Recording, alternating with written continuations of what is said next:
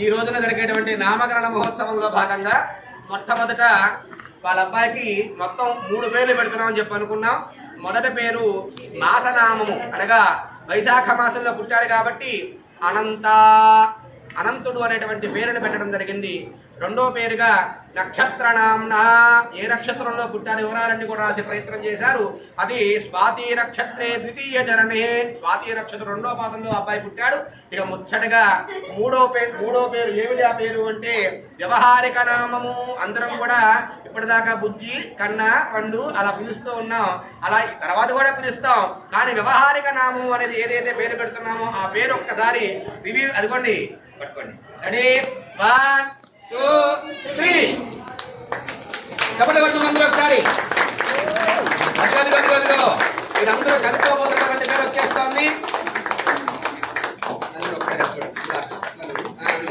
వాళ్ళ అబ్బాయి పేరు ఏమిటంటే అదిగో సస్పెన్స్ అంతా కూడా అయిపోతుంది. ఏమిటి వాళ్ళ అబ్బాయి పేరు అంటే ఇంగ్లీష్ మీడియం.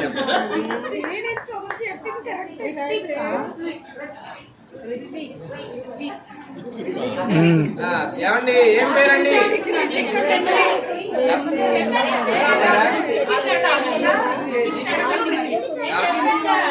ఏమండి ఏం పేరండి మీ అబ్బాయి పేరు?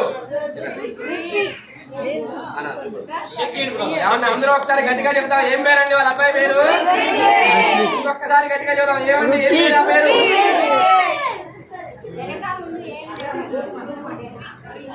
ఏమండి మీ అబ్బాయి పూర్తి పేరు ఇంకొకసారి చెప్పండి పెద్దగా. ఏం పేరండి మీ అబ్బాయి పేరు? రిత్విక్. రైట్, అందరూ ఒకసారి చెప్పండి కొట్టనమ్మా.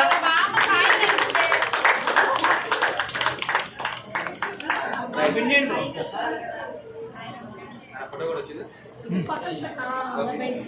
వీడియో ఆపేసేసి ఒక సైడ్.